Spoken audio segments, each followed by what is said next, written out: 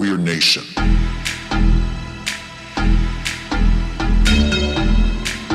O curso Queer Foco, ele é uma realização do edital Viver Cultura, que é um edital realizado pela Secretaria de Estado, Cultura, Esporte e Lazer do Mato Grosso. E é muito importante a gente reforçar isso, né? Porque é muito bom a gente ter editais que contemplem propostas como essa, né? Dentro de um sistema de arte tão normativo que a gente tem, né? Então, essa é uma grande oportunidade, inclusive, se vocês puderem, né, de você ter esse curso gratuitamente fornecido pela secretaria. Então, também, né, é importante que vocês divulguem, né, ao longo dos próximos encontros, para que mais pessoas possam ter acesso. Boa noite, eu estou em Barra do Garças. Aqui eu estou trabalhando, sou colaboradora no curso, sou produtora cultural, cozinheira, empreendedora culinarista. E eu estou aí, qualquer dúvida, qualquer coisa, eu estou de olho no WhatsApp, pode mandar um oi lá, alguma pergunta, ou aqui no chat, eu vou estar atenta para ajudar e colaborar com todos. Uma boa noite. Marcela? Bom, então agora sobrou para mim, né? Eu sou Marcela, sou professora de arte da rede pública, já tem 12, mais de 10 anos, com uns quase 15 anos aí, pelo menos, de sala de aula. Sou pós-graduada em Estudos e Práticas de Cultura pelo Instituto Federal do Mato Grosso. Né? Eu, junto com a Inaê, a gente criou esse canal do YouTube e a gente está aqui também por conta disso, né? Com essa sede de conhecimento, essa sede de querer aprender mais e trocar também essa pesquisa que a gente está fazendo junto, né? Bom. Meu nome é Inaê Cortez. Eu sou formada em História da Arte pela UFRJ e eu tenho mestrado em Estudos Contemporâneos da Artes pela UF. Eu e a Marcela, né, a gente tem essa parceria com o canal Arte com Marcela Klein, onde, a princípio, a gente começou pesquisando sobre mulheres, né, e agora vem expandindo um pouco essa pesquisa. E eu me interesso muito por diversas questões relacionadas à arte decolonial, né, porque na minha formação eu tive uma formação muito eurocentrada, né, dentro desse sistema de arte que privilegia muitos homens, assim, né? Então, toda essa pesquisa que a gente faz, ela é basicamente assim, né? Eu faço sozinha, né? No mestrado até tive um pouco mais, assim, né? Tanto de mulheres quanto de pessoas LGBTQIA+, assim, mas, de uma certa forma, a minha formação foi sempre muito eurocentrada, né? E muito com protagonismo masculino, assim. Então, a gente começou a fazer essas pesquisas por conta própria. Bom, aqui a gente tem mais ou menos um índice de como vai ser a nossa aula hoje, né? Primeiro essa apresentação, a gente vai explicar daqui a pouquinho como esse curso vai ser conduzido. A história do canal do YouTube voltou, né? Porque foi para frente, para trás, é isso, né? Queer é uma coisa meio assim, não tem uma ordem muito lógica, cronológica, né? Então, em seguida a gente vai falar sobre o termo queer, né? Compreensão dessas possíveis origens, tanto geográficas quanto etimológicas, a gente vai falar um pouco sobre isso. E o último item de hoje, né, porque esse item vai inaugurar outros desdobramentos mais para frente, a gente vai começar a falar sobre a invenção dos gêneros. Então, vamos seguindo.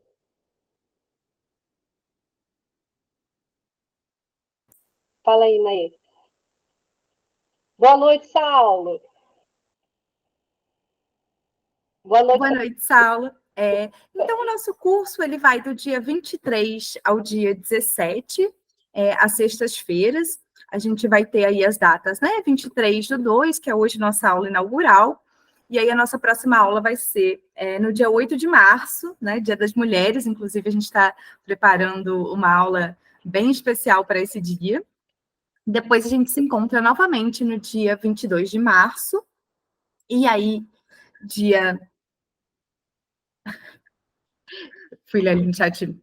E aí, dia 12/4, 26. e 17/5. As nossas aulas, elas são expositivas, né? Então, aqui o nosso foco é a arte e a teoria queer. Então, a gente vai se aprofundar na teoria queer, mas principalmente com esse objetivo de olhar para a arte a partir desses teóricos.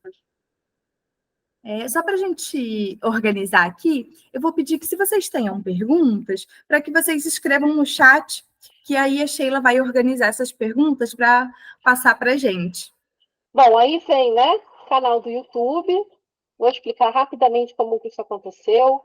Pandemia, né, cenário que a gente viveu aí completamente atípico. Eu, professora, me vi numa situação muito complicada, em que eu tinha que produzir conteúdo para os alunos, né, para os estudantes, e aí eu cheguei nesse ponto de falar, caramba, eu não vou conseguir fazer com que esses estudantes da rede pública assistam aulas síncronas. Eu preciso produzir um conteúdo de uma forma que esse conteúdo fique armazenado e que eles possam ver no momento que for possível, né? Então, surgiu essa ideia da gente fazer o canal, comecei a fazer os vídeos, e aí Naê falou assim, poxa, mas por que a gente não faz uma pesquisa sobre mulheres artistas, já que a gente tem uma história aí tão pautada por homens, né? Aí, pô, é uma boa ideia. E aí essa pesquisa, ela foi se desmembrando. Agora, né, a gente está aqui. Depois, quem ainda não viu, né, dá uma olhadinha lá depois no canal, que vocês vão ver que tem coisas muito interessantes e para além de mulheres artistas, né? A gente está abrindo aqui também um pouquinho. Bom, vamos em frente. A gente vai começar com o termo queer, tá? Bora lá. Teresa de Laurens, que é uma professora emérita, né? Ela pesquisa semiótica, psicanálise, teoria do cinema, enfim. Ela vai falar que a palavra queer possui uma longa história, que ela existia na língua inglesa há mais de 4 séculos, e durante todo esse tempo, a palavra sempre carregou consigo esses significados de ser esquisito, excêntrico, estranho, vulgar. O termo queer ele vai aparecendo ao longo da história dessa maneira. E Sayaka Valência, que é uma teórica feminista, também filósofa, né? Ela vai achar a raiz dessa palavra, e aqui a gente vai falar um pouco da parte da etimologia, ela vai achar a raiz dessa palavra na raiz alemã. E dentro dessa raiz, ela vai encontrar esse mesmo significado, algo torcido, descentrado, perverso, estranho, né? Sempre com essa ideia de torcer, girar, mudar na direção originária. E aqui a gente aproveita esse gancho, né, para lembrar do seguinte: quando a gente está contando a história de alguma coisa, a gente pode começar contando a história da palavra, da origem da palavra. E é interessante a gente pensar que a palavra ela não surge na escrita, né? Ela surge na via, né? no oral, ela vai se desmembrando, ela vai ganhando espaço dentro dos grupos sociais, e depois ela vai chegar nos livros, depois ela vai chegar no papel. Então, essa precisão que a gente vai dar aqui, ela não é muito exata, né? A gente tem registros escritos, e a partir desses registros que a gente vai começar a entender como que isso desencadeou, tá? E aí, voltando, né? Sayaka Valência vai encontrar essa expressão também escocesa por volta do ano de 1500. Então, aqui a gente já está entendendo que a gente está falando de um contexto de Europa, né? Nossos colonizadores lá, a gente está falando desse contexto, dessa galera, e entendendo como que essa origem veio de lá para cá, né? Ou como que ela começou a acontecer lá. A gente vai se concentrar mais na origem disso tudo. Então, ela vai encontrar essa expressão também na língua escocesa por volta do ano de 1500, que vai ter o mesmo significado.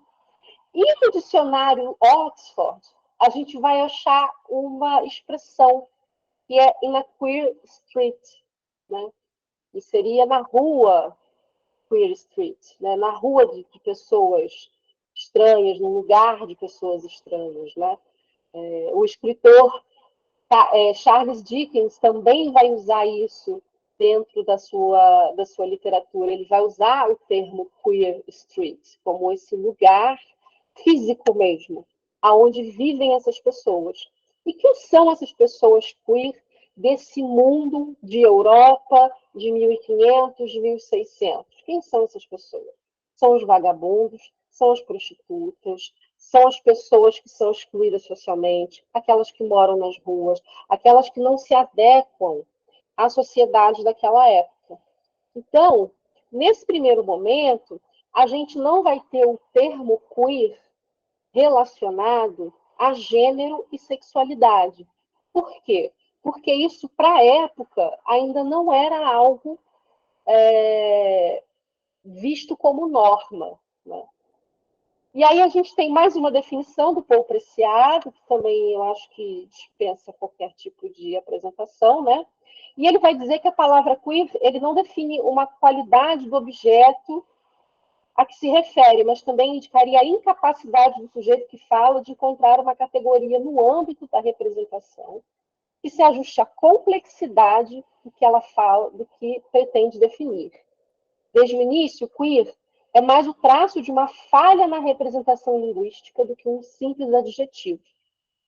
Então, aqui, ele está querendo dizer para a gente, de alguma forma, que a palavra queer ela já nasce como se fosse uma falha. Ela já nasce como se fosse uma coisa diferente daquilo que já é posto, né? O que chamo de queer é um problema para o meu sistema de representação. O nosso sistema de representação, que tem tudo formatadinho aqui, né? De quem são as pessoas que vivem com a gente, quem são os gêneros, quem são, né? Todas essas pessoas que estão aqui, elas têm um espaço. E tem aquelas que vivem à margem, que são as pessoas queer. Então, é nesse sentido que ele fala. O problema para o sistema de representação é um distúrbio, é uma estranha vibração no campo de visibilidade que deve ser marcado pela injúria. Preciado fala com um pouquinho de mais rebuscado, mas por aqui a gente já tem mais ou menos uma dimensão de como essa palavra queer é vista nos dias atuais, e lá na frente a gente vai ver isso com mais detalhe. Ele vai colocar muito mais o queer, né, como as pessoas que fogem do padrão do que necessariamente um grupo, né, muito definido, né, de tal pessoas que se comportam dessa maneira, que têm determinado da sexualidade, fazem parte desse grupo, né? Ele não vai descrever dessa forma, ele vai dizer que são justamente as pessoas que formam, que saem, né, desses padrões que são impostos. E aí, pessoal, agora para a gente trazer aqui um pouquinho para a arte, eu trouxe um artista chamado Claude Cahun. Ele fez muitos trabalhos, né, junto com o seu parceiro Michael Moore. Aqui a gente está falando da França, né? Eles produziram aproximadamente entre 1920 a 1960, e é um trabalho muito vanguardista. Então, Claude Cahun é batizado. Uma estranha vibração, amei. Teve um comentário aqui. Então, Claude Cahun nasceu em 1894, na França, com o nome de Lucy. E aí, em 1917, ele assume, né, o nome de Claude Cahun. Gente, a gente está falando aqui de 1917, eu vou falar isso de novo para a gente reforçar. Então, ele vai assumir esse nome de Claude, justamente porque ele é um nome sem gênero. Então, na França, você usa Claude tanto para o masculino como para o feminino, e justamente por isso ele vai fazer a escolha desse nome. E Marcel Moore também vai começar a usar esse nome assim que eles se casam, né? É claro que eu estou falando aí de uma união que não é formalizada, né? Afinal de contas, a gente está ali em 1917. E Claude vai ter um trabalho importantíssimo, inclusive referência para vários artistas, e um trabalho muito multimídia. Então, ele vai trabalhar tanto com a poesia, como com a fotografia, com algumas coisas que vão ali para o caminho da cena, da foto performance. Isso é uma coisa muito interessante da gente falar, porque os artistas queer, como a Marcela já colocou aqui para a gente muito bem, né, que queer vai ser aquele que foge da norma, eles vão ter uma liberdade de criação muito grande. Porque se você olhar para um sistema de arte, né, todo patriarcal, onde os grandes artistas conhecidos aí, né, são homens ricos, heterossexuais. Então, os artistas queer, eles estão completamente fora desse sistema. E isso, por um lado, é muito ruim, claro, né? Porque você não vai ter uma ascensão econômica, uma grande visibilidade dentro de galerias, de livros. Mas, por um outro lado, traz uma liberdade criativa muito grande para esses artistas. Então, vão ser artistas muito vanguardistas. E aqui eu trouxe Claude Cahun. Eu vou começar aqui lendo um pequeno trecho. Aqui eu selecionei algumas imagens de trabalhos de fotografias e algumas poesias, mas não necessariamente elas foram construídas juntas, né? Isso daí foi uma assimilação que eu fiz. Então, começando com essa aqui. Vestidas de joias e seda, elas se aproximam uma da outra. E apesar da imensidão do lugar deserto, elas se tocam de leve. Em um momento, suas sombras azuladas confundem-se. Em outro, elas retardam o passo. Depois afastam-se. E cada uma retoma seu próprio reflexo. Mas meu olho, seduzido por essa visão breve demais, as une sem confundi-las.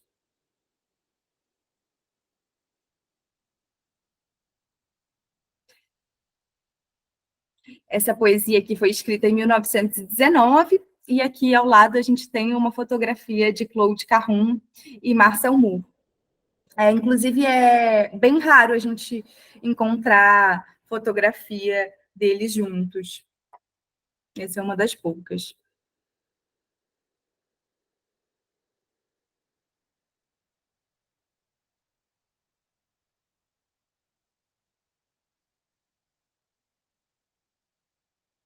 Aqui a gente vai ter um autorretrato de Claude Cahun. Eu vou dar alguns segundinhos para vocês olharem, que eu acho que esse primeiro contato com a obra, né, sem a gente ter muita informação, acho que ele é importante.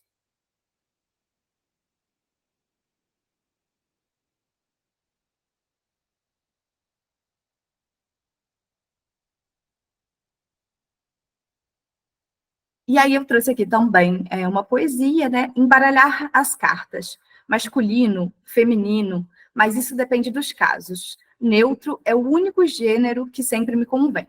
Se ele existisse na nossa língua, não se observaria essa flutuação do meu pensamento. Eu seria seguramente um bom exemplo dele.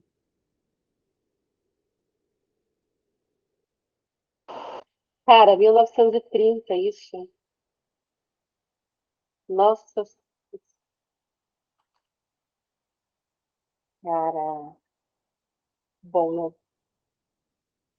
E aqui, né, a gente vai trazer, então, o Claude Cahun já trazendo essa discussão, né, sobre um gênero neutro, não binário, muito antes disso existir enquanto discussão, enquanto nomenclatura.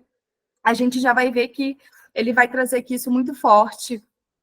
E isso vai aparecer, né, tanto na produção textual, como na sua própria obra. Então, quando a gente olha aqui, né, esse autorretrato com duas cabeças, isso vai estar muito presente, assim, essa discussão de uma certa identidade não binária, né? Onde a gente olha aqui para esse autorretrato e imediatamente, assim, você não consegue configurar um gênero definido olhando para esse autorretrato. E uma coisa que é muito interessante, assim, né, é que Claude foi do movimento surrealista, Inclusive, né, o André Breton, que vai ser o grande teórico do surrealismo, ele coloca Claude como um dos artistas mais interessantes do movimento.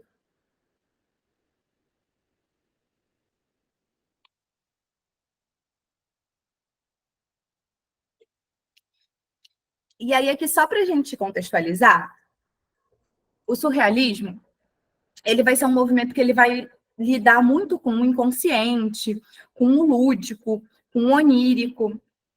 Então, a produção do surrealismo, ela fica muito nesse lugar. Só que Claude, ele entra no surrealismo e o foco do seu trabalho principal está numa discussão de gênero, de sexualidade. Então, isso, na verdade, não está dentro do surrealismo, né? A gente olhando para essa obra, consegue ver uma discussão aqui absolutamente palpável sobre gênero. Só que, para a época, onde é que essa produção se encaixaria, né? Dentro do surrealismo. Mas quando a gente tem esse contato posterior com essa obra, a gente consegue perceber que essa produção ela discute muito mais coisas do que o lúdico ou o onírico, né? Não são relógios derretendo, com todo respeito, tá, gente? Eu gosto de Salvador Dalí.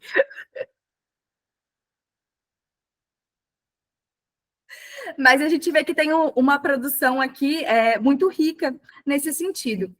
E é muito interessante como o Claude vai se apropriar dessas ferramentas que já existem na arte para subverter. Então, a gente tem, né, por exemplo, aí entra dentro do movimento surrealista, mas a sua discussão ela está muito mais voltada ali para a sexualidade, para gênero, do que para o foco do surrealismo. E aí se utiliza, né, do mecanismo dos artistas de pseudônimo, porque quando a gente vai ler sobre, né, coloca que eles utilizavam esse nome por pseudônimos, mas a discussão está muito além de um pseudônimo artístico, né, no sentido de um eu lírico, né? A gente está vendo que é uma discussão muito forte sobre gênero. Então, Claude vai se utilizar muito dessas ferramentas da arte e subverter elas, né? Aprofundar, trazer outras questões. É um trabalho muito interessante. Inclusive, para quem tiver interesse, né, de anotar o nome e depois ver outros trabalhos também. Aqui a gente vai ter um outro trabalho de Claude, que foi feito entre 29 e 30. E aqui também, né, eu trouxe uma citação. Sob essa máscara, outra máscara. Eu nunca cessarei de remover todos esses rostos. E aqui, quando a gente olha para essa imagem, a gente vê essa colagem, né, que justamente também vai trazer essa questão de gênero, né, onde às vezes você vai ver ali rostos a gênero, às vezes mais puxado para uma ideia de feminilidade, às vezes mais para o masculino, e tudo isso colocado ali como grandes máscaras. Aqui a gente tem um trechinho em francês, né, que eu vou traduzir para vocês aqui. Aqui o carrasco assume o ar de vítima, mas você sabe o que esperar. É o que está escrito ali no nosso canto superior esquerdo.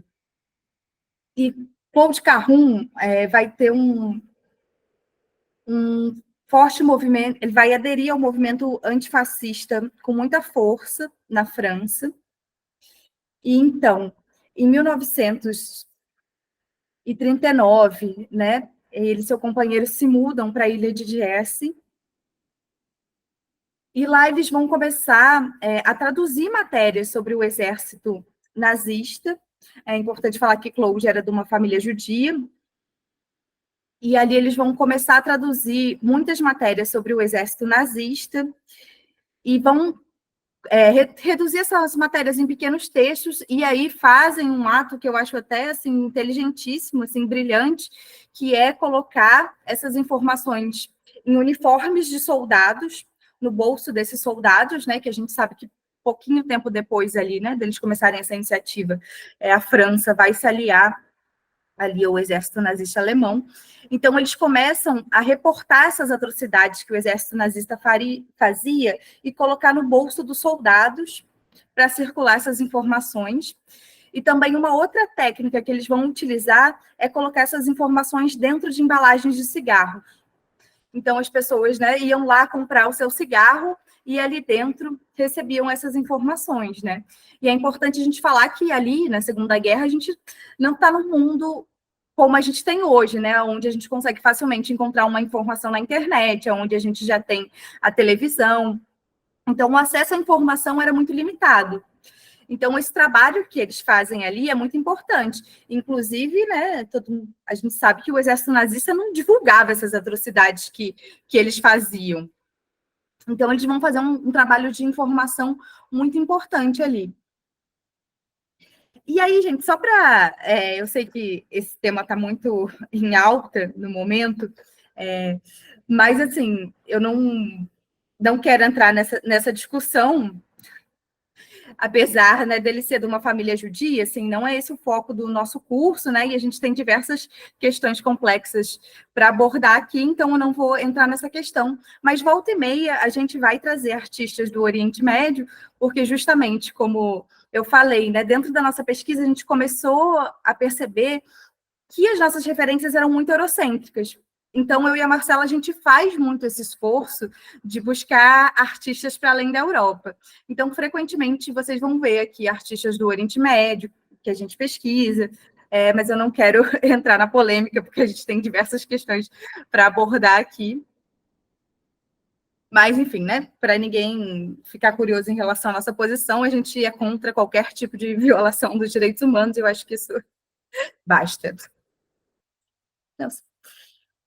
E aí, só para finalizar essa história, né, o Claude Cahun, né, e seu companheiro, eles vão ser presos em 1944 e eles vão ser sentenciados à morte, mas em 1945 eles vão conseguir fugir, e aí eles vivem, Claude, apenas por mais 10 anos, e toda a produção de Claude, né, boa parte da produção, ela foi queimada pelo exército nazista. Então, a gente tem também uma quantidade de obras bastante reduzida por conta disso, né? Muita coisa foi perdida. Michael Moore, então, seu parceiro, menos ainda, assim, a gente tem pouquíssima informação. Aí, vou dar aqueles segundinhos para vocês olharem a obra.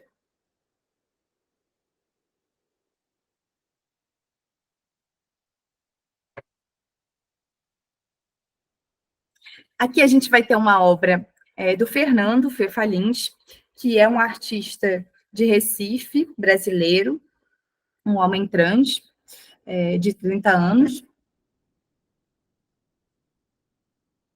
E aqui ele vai trazer essa composição, que eu acho interessantíssima, né?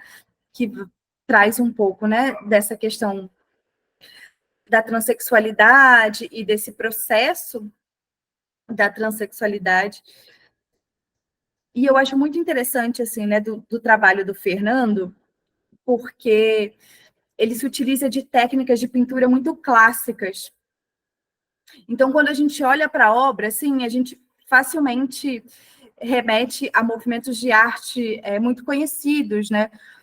Como, por exemplo, aqui a gente vê uma influência do barroco, nesse contraste de luz e sombra, nessa postura do corpo.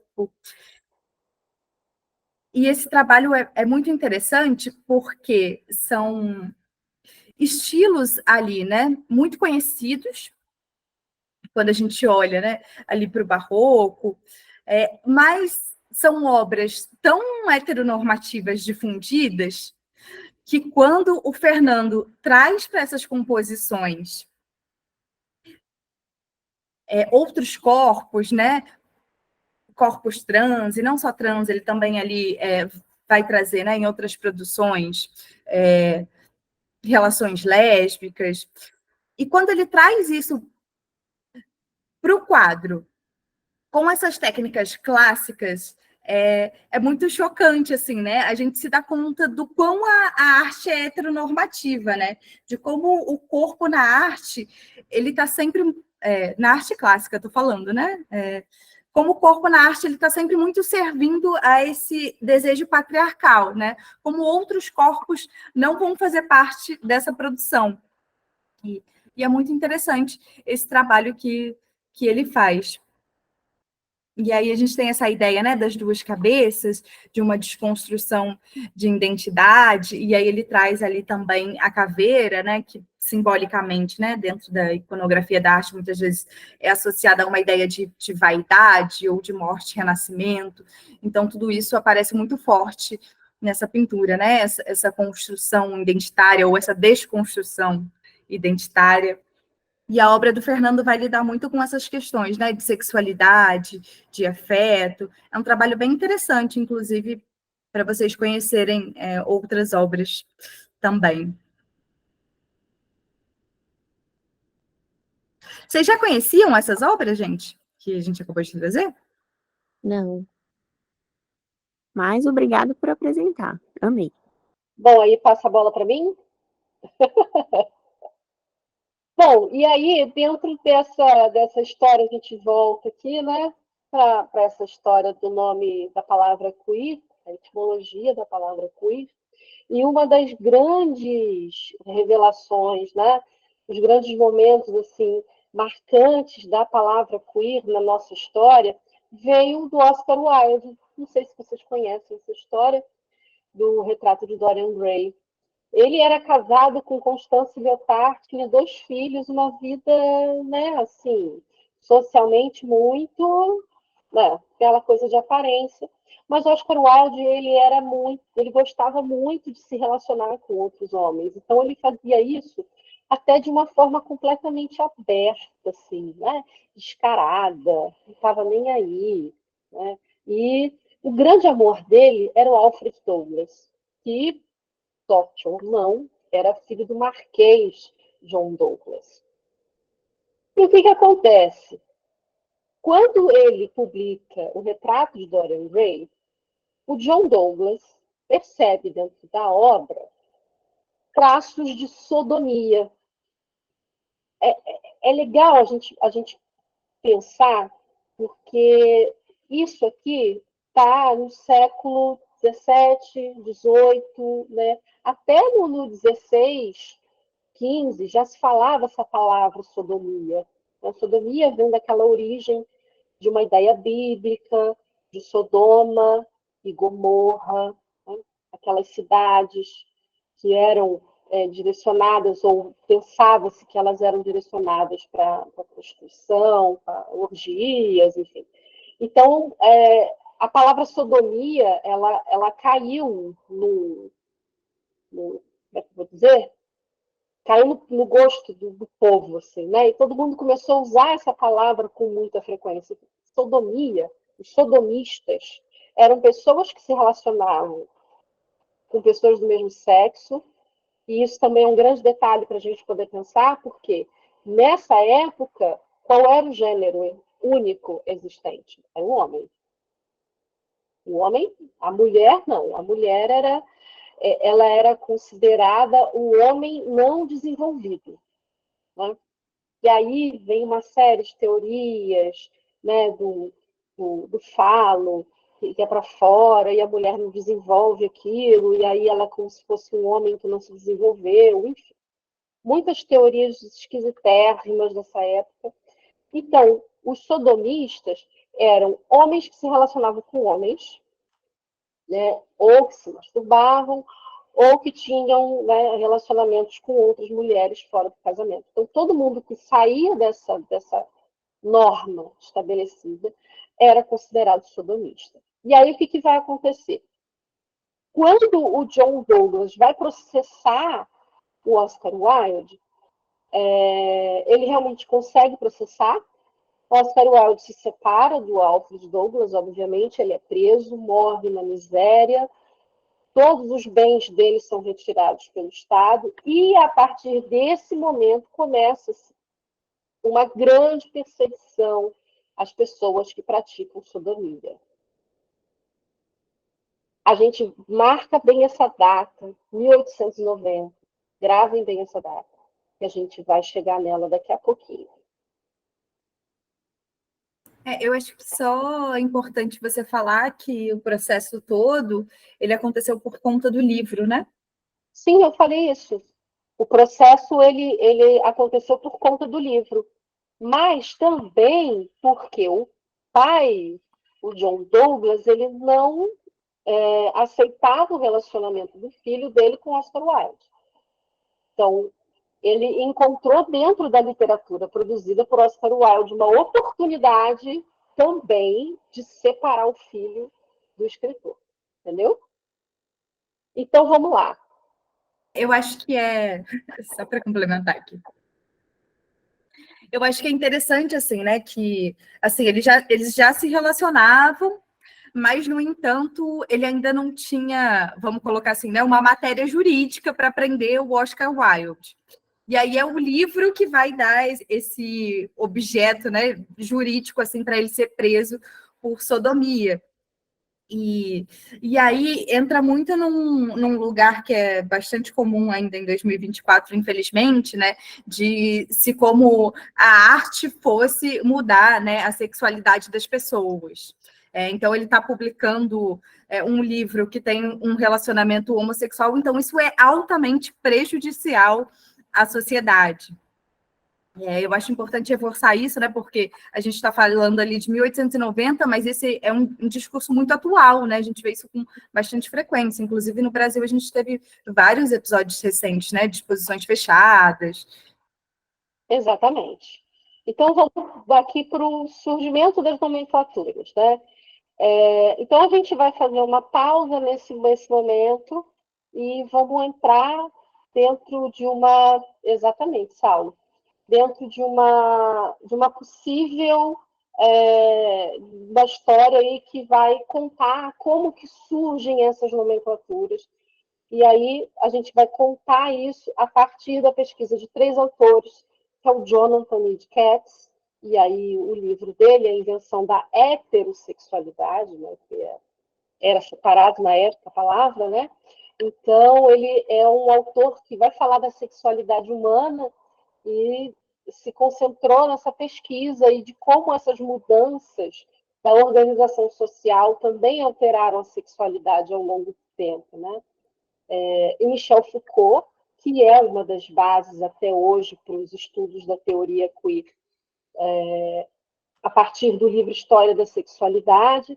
Michel Foucault também é uma pessoa que, gente, acho que nem precisa muito, né, apresentar, filósofo, historiador, teórico, enfim, muito importante para vários estudos, né, que a gente tem. E o Norbert Elias, que vai escrever um romance. E aí, dentro desse romance também, ele vai vai trazer para a gente algumas contribuições que vão somar aí, mas ele é um sociólogo alemão, bem expoente dentro da sociologia. Vamos que vamos.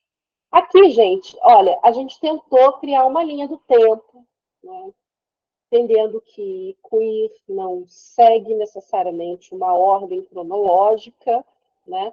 Mas que para que a gente possa entender como que isso foi acontecendo, como que essas transformações foram ocorrendo, achei pertinente a gente construir uma linha do tempo aqui, né? Segundo esses autores.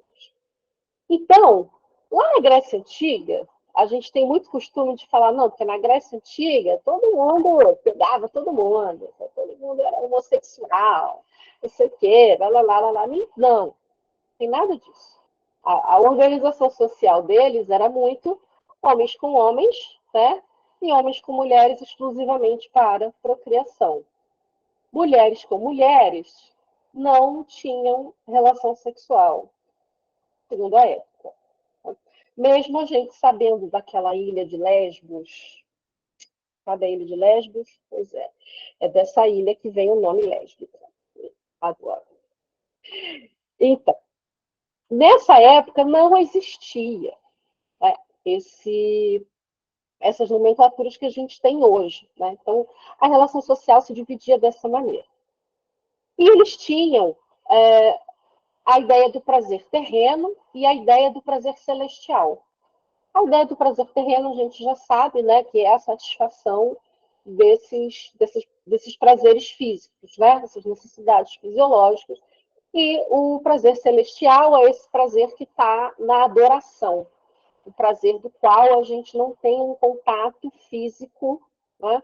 Mas é uma pessoa que a gente admira, uma pessoa que a gente deseja, mas que não está ao nosso alcance. Então, eles dividiam basicamente essas nomenclaturas, né? Então, O amor platônico. o amor platônico. Tá?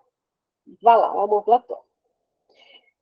Quando a gente chega por volta de 1600, e aí a gente está falando desse contexto de Europa, né? Muitas doenças, muitas guerras, guerras civis, guerras maiores, guerras pequenas, né? Existia nesse período uma necessidade muito grande de produção humana, tipo fábrica de gente, tá? Para força de trabalho. Então, percebam o seguinte, na Grécia Antiga, a sodomia, ela não era uma norma, ela era aceitável. E as pessoas falavam, ok, sodomia, não tem problema sodomia. Né?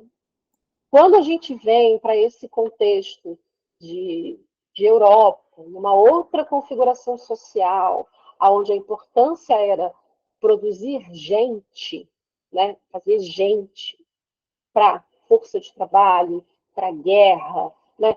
Vamos facilitar isso daí, né? Então vamos falar que a sodomia é o quê? É um desperdício. Você está desperdiçando a sua energia vital, já se falava essa palavra, inclusive, tá? Você desperdiça a sua energia vital e não produz pessoas. E aí, né, a sodomia vira desperdício mesmo, né? E ainda assim, o sexo entre homens não era um desvio. Não era um desvio. Não tinha nada demais, né? O que aconteceu? Um tempo depois, né, já 1800, a gente já vê ali uma configuração diferente da sociedade, onde já começa a emergir essa classe média burguesa, que é essa classe trabalhadora, né? E que defende a pureza sexual. Gente, aqui começa essa ideia do amor romântico e do amor verdadeiro. Né? Essa ideia shakespeariana, Romeu e Julieta, lembra do Djavan? Jurado para morrer de amor. É, começa esse trelelê de amor romântico e amor verdadeiro. Né? E aí, nessa época, tinha essa coisa, né, do amor romântico, que era uma ideia. Aí o cara vinha com aqueles violões, assim, na sacada, e ficava tocando o violão para a mulher. Ah, tomava tomate, a mulher jogava água, se não gostava do negócio. Né? Mas o cara estava lá se declarando para ela, essa ideia do amor romântico muito ligada com o prazer celestial. E o amor verdadeiro era o amor feito para casamento e reprodução. Então, se você se casasse e realmente encontrasse alguém com quem você pudesse construir uma família dentro dessa lógica, né, que a gente tem até hoje, isso era considerado amor verdadeiro. E aqui é bom marcar isso, porque a gente traz esses conceitos até os dias atuais, 2024. Né? Do 1800 para o 1900, né, essa história do amor verdadeiro ela vai cair. E ela vai cair porque a gente vai ver mais na frente. Mas aí a gente tem lá no 1900 o quê? Eróticos quando a sós e discretos em público. Né? A ideia do amor verdadeiro deixa de existir, tá? E aí passa-se a se privilegiar a luxúria, o prazer, né? E aqui, nesse momento, o modelo heteronormativo que a gente conhece começa a se sedimentar, começa a se construir, tá? Gente, eu tô falando pra caramba, tá ok? Tá todo mundo entendendo o que eu tô falando? Sim. Tá, maravilha. Alguém respondeu, tá bom. Então, ó. Até o final do século XIX, a gente não tem muito bem definido essas linhas que permeiam os gêneros, tá? Isso vai se definindo. Olha como isso é recente, gente. Dentro de uma história que a gente pega lá desde Grécia, né? Essa construção de gêneros muito fechada, como a gente tem hoje, né? Ela vai começar a se sedimentar nesse momento, né? Então, bora lá. Agora a gente vai entrar realmente na invenção dos gêneros. E aí eu vou confundir vocês. Agora eu vou confundir vocês, vai ser uma loucura, presta atenção, que o negócio vai ficar doido. Olha só isso aqui.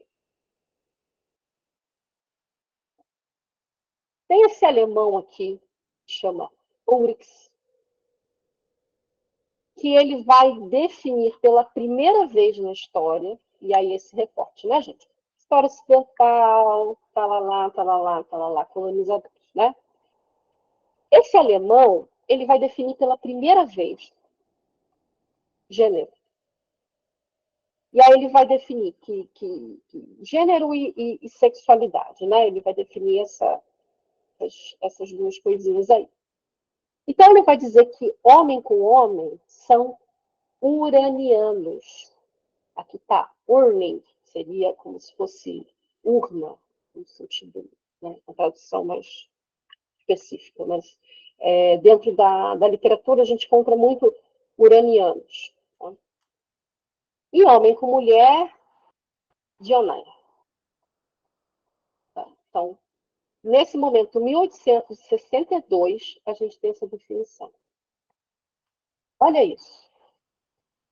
Chega 1869, quem que a gente tem na cena, minha gente? Vários médicos, cientistas, psiquiatras, né? Pessoas que vêm pesquisando o comportamento dos homens. Pensa que essa pesquisa aqui é para o comportamento dos homens, né? Não se estuda até esse momento o comportamento sexual das mulheres, a gente vai ver isso um pouquinho mais na frente, mas nesse momento da história são homens, né? E aí o Richard von Krafft-Ebing, eu vou ficar falando só Krafft-Ebing, fica mais fácil.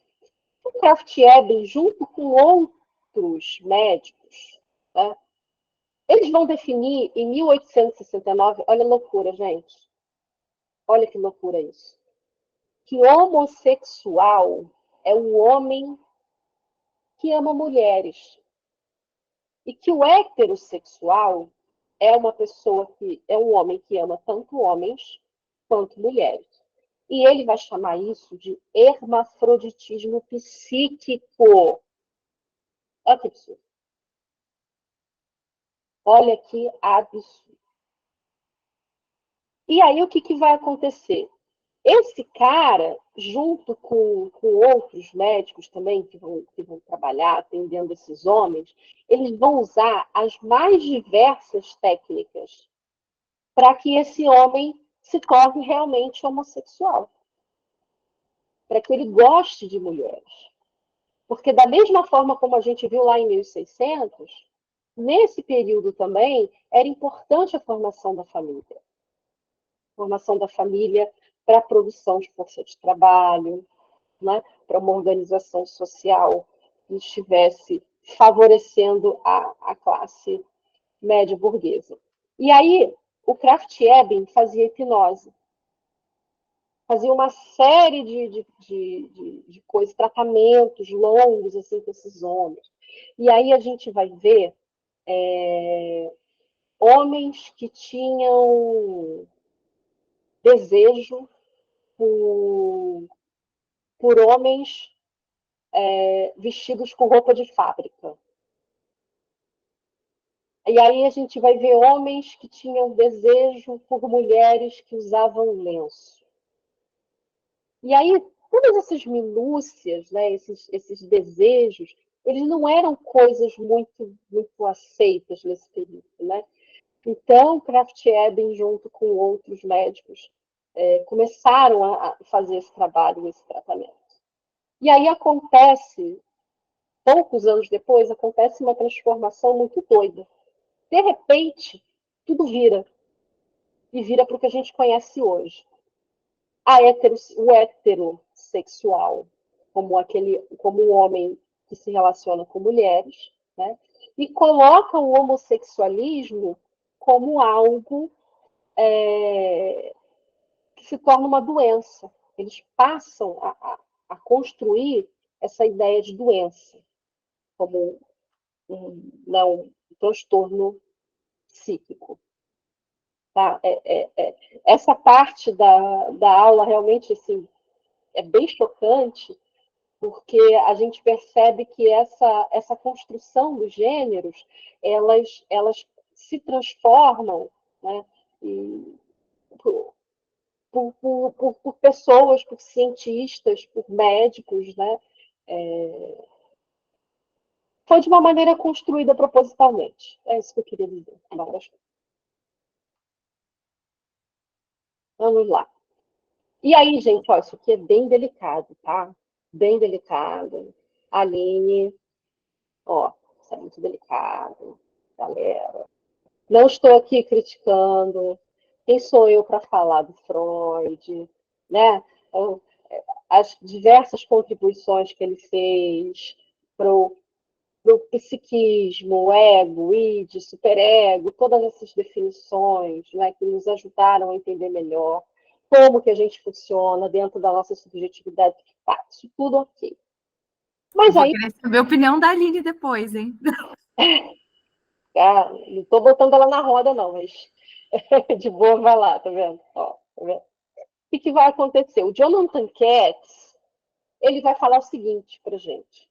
Ele vai dizer que o Freud e os médicos da época, eles ajudaram a sacramentar a heterossexualidade como a gente conhece hoje, né? E aí o Freud, ele vai começar a desenvolver pesquisas científicas para provar que o homossexualismo é uma doença. E ele não só vai fazer isso, como ele vai buscar toda essa história que a gente viu. Deixa eu voltar lá.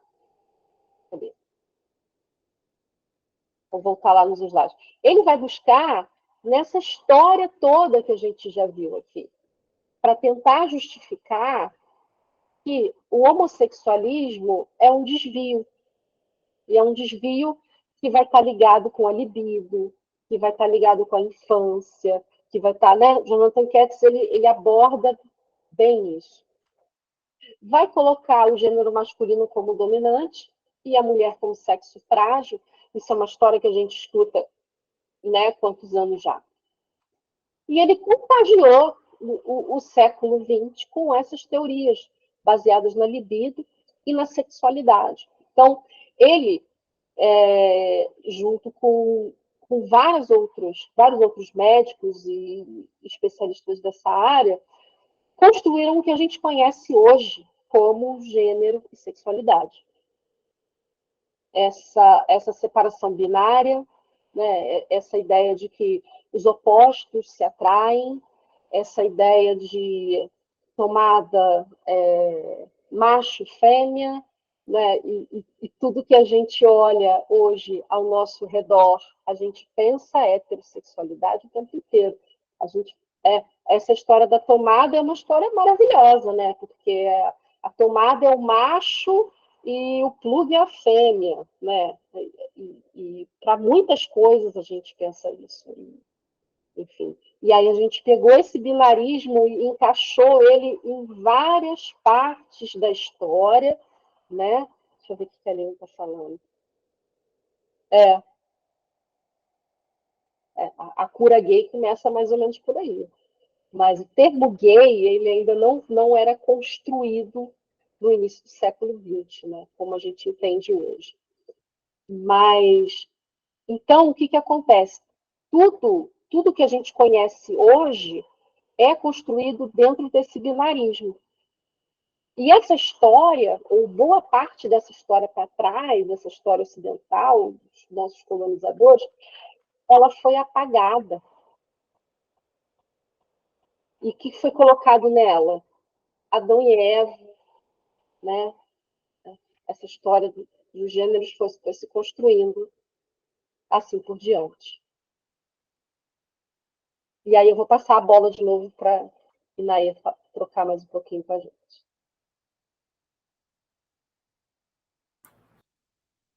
E aí, para a gente pensar um pouco sobre essas questões, né, que a Marcela trouxe aqui para a gente, tudo isso vai vir muito associado a uma ideia de uma heterossexualidade relacionada a uma naturalidade. Então, é como se a heterossexualidade ela fosse o natural, né? E todas as outras sexualidades fossem ali, né, antinatural, antinatureza. Inclusive, em vários discursos preconceituosos, muitas vezes são pautados, né, nessa ideia. E aí, para a gente pensar um pouco sobre isso, eu trouxe esse trabalho que eu acho muito interessante, que é dessa artista chamada Ishi Garbage, que é uma artista que ela, hoje em dia, mora e produz na Alemanha, mas ela nasceu em Israel, é de uma família judia, inclusive a mãe dela sobreviveu ao Holocausto, teve em Auschwitz, ela tem um trabalho muito lindo sobre isso, inclusive tem um vídeo sobre ela no nosso canal, e ela é uma artista trans e vai fazer esse trabalho maravilhoso chamado Becoming, que quer dizer, né, becoming ali, né, tornando-se, se tornando. E então, ela vai fazer uma cirurgia de mudança de gênero, e um ano antes dessa cirurgia, e um ano depois, ela começa a fazer fotos diárias do seu corpo ali na mesma posição. E essa é a primeira exposição que ela faz, a gente vendo aqui, né? Aqui nessa imagem. E é muito interessante porque, ao fazer, né, esse registro diário, ela quebra um pouco com essa ideia dessa construção de gênero, de identidade de gênero, como algo que é natural. E ela revela para a gente esse processo, e como um processo mesmo, né? Ela revela esse processo diário, né, dessa construção de gênero dela. E aí ela vai fazer essa série, né, de 1886 fotos. A princípio ela vai expor dessa maneira, e aí depois ela vai construir essa obra aqui. Vai construir esse zootropo. Eu vou tentar passar um videozinho só para a gente conseguir ter uma dimensão maior do movimento e do tamanho. Aqui à esquerda, então, a gente vai ter a obra, que é esse zootropo, onde ela vai selecionar algumas fotografias, e aí essas fotografias ficam em movimento, né? Eu acho essa obra conceitualmente muito interessante, porque o zootropo, né, que é esse brinquedo de imagem em movimento, né, muitos autores colocam ele como esses brinquedos de imagem em movimento, né, não só o zootropo, mas outros também, colocam ele como o precursor do cinema, né, os primeiros aparelhos de imagem em movimento. E ela vai trazer, né, essa imagem em movimento para o gênero. Então, a construção do gênero como uma imagem em movimento, né? Trazendo essa ideia de que o gênero ele está em movimento, né? E que ele não é uma coisa estática. Isso a gente vai ter também, né? Em diversos autores, seja aí pela Simone de Beauvoir falando, né? Ninguém nasce mulher, torna-se, ou a Judith Butler, né? Que vai dialogar ali com a Simone, falando torna-se até quando? Quando é que você para de se tornar? Então, isso já foi explorado por alguns autores, a gente vai até entrar nesses assuntos posteriormente em outras aulas, mas eu acho esse trabalho muito fantástico nesse lugar. E é o segundo maior zootropo do mundo. E aí ela faz um questionamento muito interessante, assim, né? Quando ela fala sobre esse trabalho, ela faz uma pergunta, né? Quantos traços uma pessoa precisa ter para que se caracterize um gênero?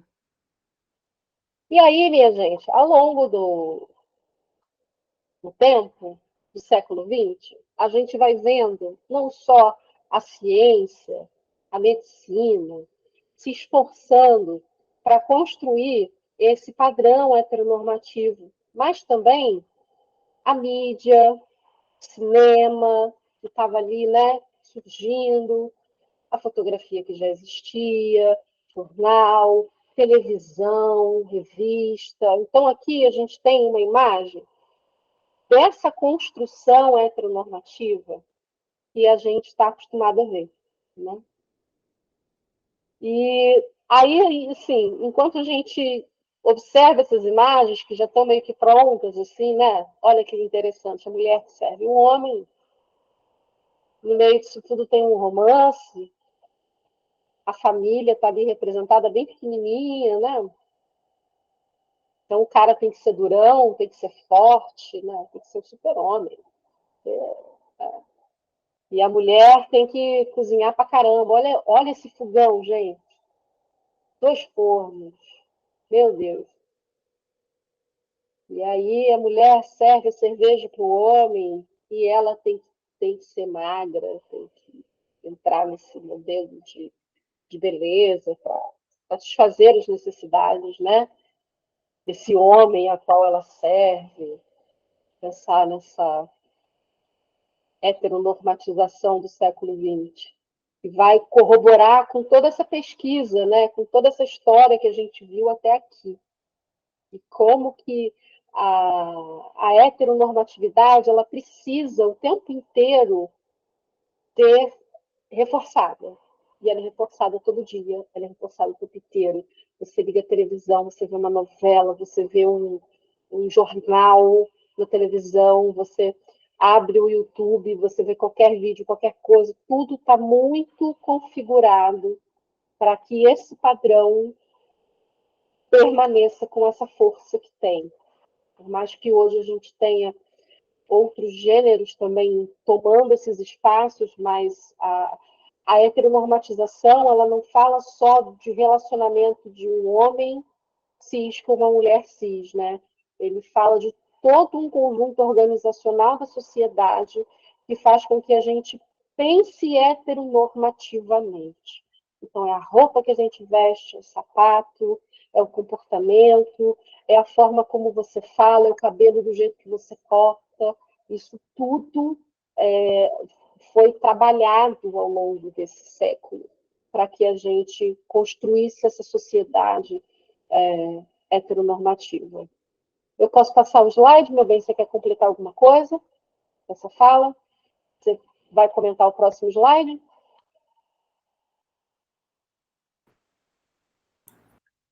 E aí é interessante, assim, como a Marcela trouxe aqui para a gente, né? Esse reforço, né, dessa heteronormatividade muito aí pela publicidade, pelo audiovisual,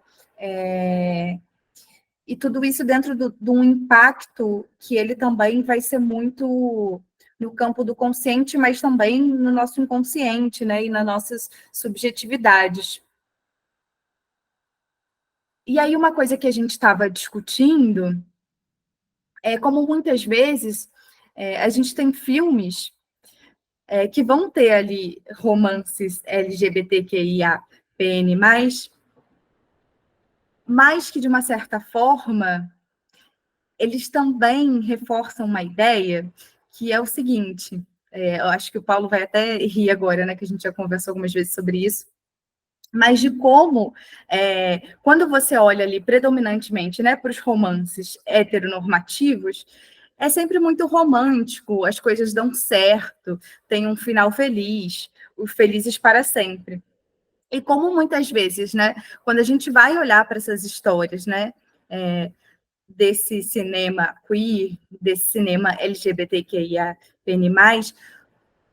como muitas vezes elas vão ter finais tristes, onde, né, aquele casal não vai ficar junto, algumas vezes até caso de mortes.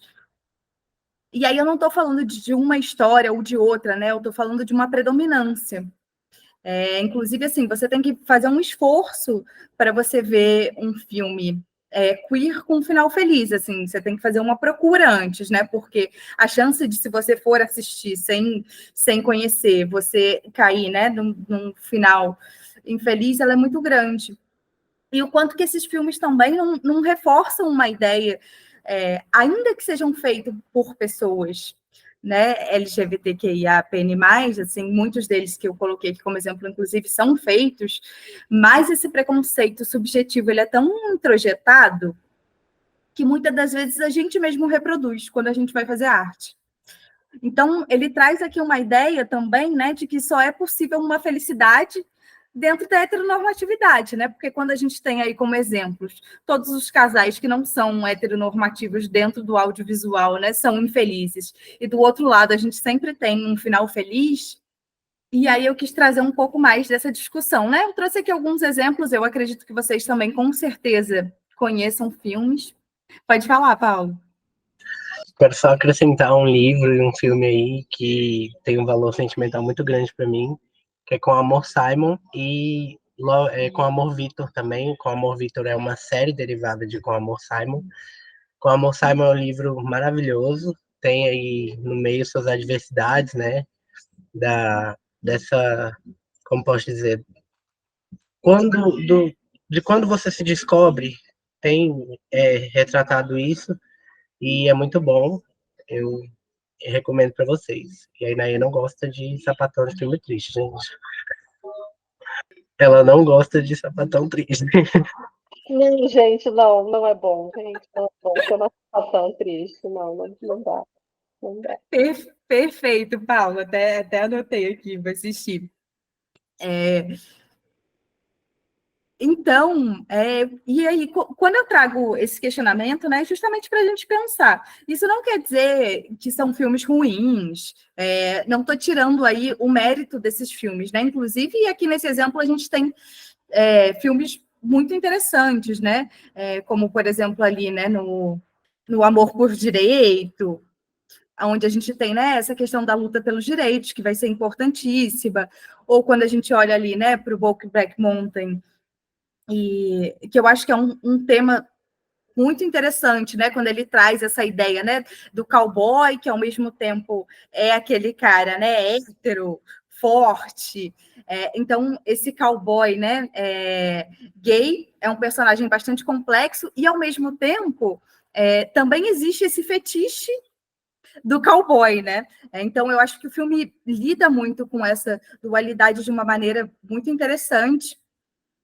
E eu não estou tirando os méritos desses filmes, né? Muitos desses filmes têm personagens complexos ali, tem temáticas super importantes, mas só para a gente pensar, né, do quanto essa ideia de uma não felicidade, né, ela fica muito introjetada ali no nosso inconsciente, né? Seja pelos filmes heteronormativos ou pelos não heteronormativos. E aí, pensando nisso tudo, a gente traz um pouquinho sobre as mulheres, né? E aqui, gente, a gente colocou só esse pedacinho, porque na próxima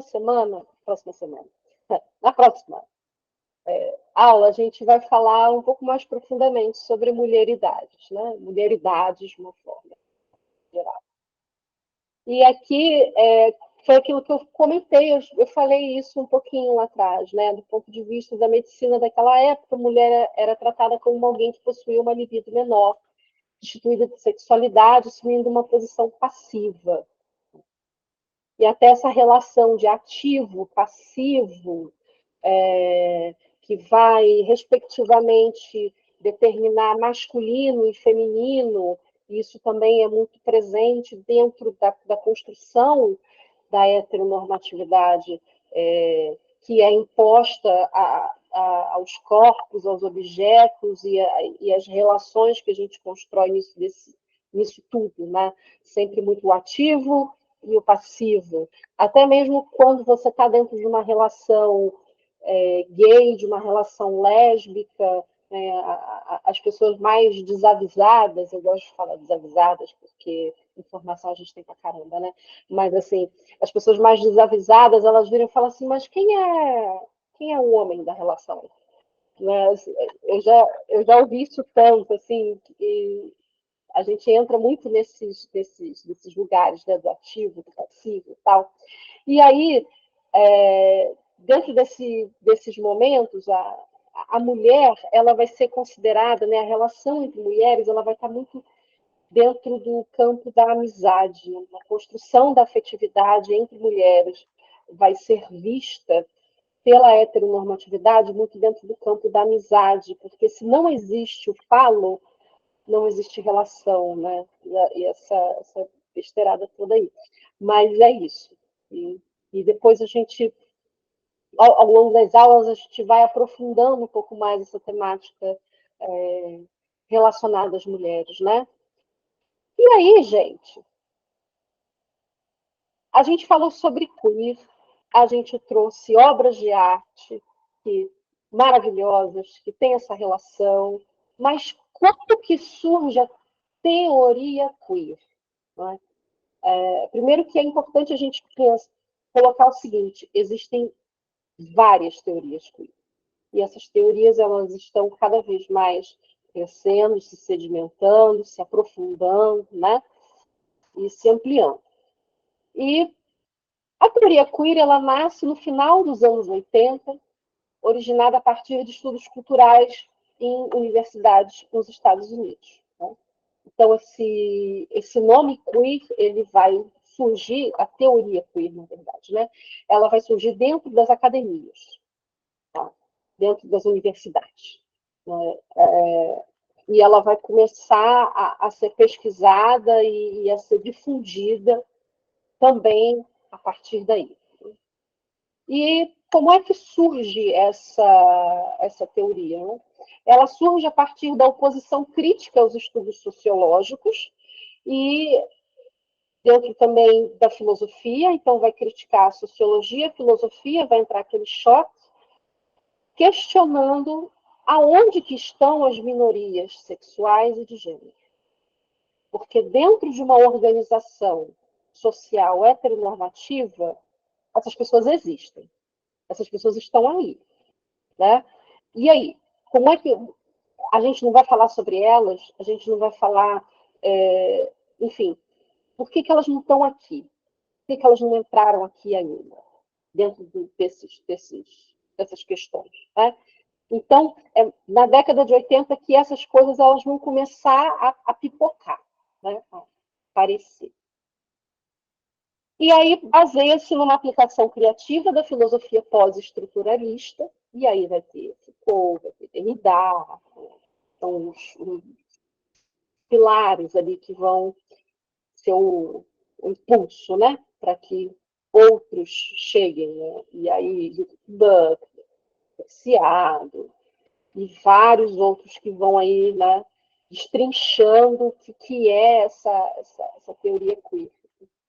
Então, ela aparece de uma forma criativa, da filosofia pós-estruturalista para a compreensão da forma como a sexualidade estrutura a ordem social contemporânea. Então, assim, observando as transformações que vão acontecendo ao longo do século XX, porque, vejam só, o século XX ele não é marcado só pelo reforço da heterossexualidade. A gente vai começar a ver movimentos ali por volta da década de 50 e 60 que vão começar a eclodir, né? E essas pessoas ditas de minorias, né, gays, lésbicas e trans, travestis, principalmente, elas vão começar a aparecer nessa metade do século XX, e com o aparecimento dessas pessoas de uma forma mais significativa, mais potente, surge também a necessidade do estudo dessas pessoas. E aí se chega a esse nome queer. E queer nada mais é do que aquilo que a gente falou lá atrás. Né? O queer, ele delimita esse lugar do estranho, do esquisito, do diferente, do excêntrico, né? E, bom, aí eu pego novamente o Preciado para ele dar essa reforçada a isso tudo que eu já estou falando, né? Eram queeros invertidos. A bicha, a lésbica, a travesti, o fetichista, o sadomasoquista e o zófila. O insulto queer não tinha um conteúdo específico. Pretendia reunir todas as cifras do abjeto. Né? Abjeto é aquilo, né, abjeto. Mas a palavra, na verdade, serviu para traçar um limite para o horizonte democrático. Aquele que chamou o outro de queer, olha isso, gente, colocou-se confortavelmente sentado no sofá imaginário na esfera pública, em uma troca comunicativa silenciosa com seus pares heterossexuais, enquanto expulsava o queer para além dos limites do humano, deslocado para fora do espaço social, espaço heteronormativo, né? O queer foi condenado ao segredo e à vergonha. Hoje, a gente já tem uma percepção um pouco diferente dessa lógica, né? Hoje em dia, já se tem um trabalho de alguém virar para você na rua e falar assim, ô sapatão! E falar, sou mesmo. E daí? Né? Transformar essas palavras, que são palavras abjetas, e dar a elas um significado para que esse espaço que estava ali na margem possa realmente fazer parte, e para que as pessoas heteronormativas vejam, olha, estamos aqui, sempre estivemos, com outros nomes, com outras roupagens, com outros significados, talvez, mas nós estamos aqui, sempre estivemos aqui. É isso, meu povo.